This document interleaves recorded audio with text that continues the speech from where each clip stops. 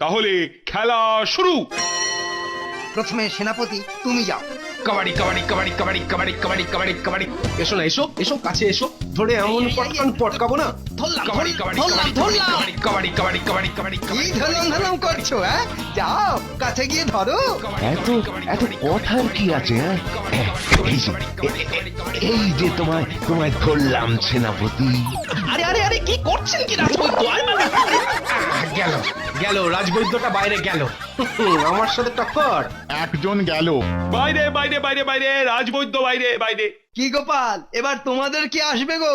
হ্যাঁ, এই তো সভাকবি যাচ্ছে। হ্যাঁ আমি? আচ্ছা। যান না, যান যান।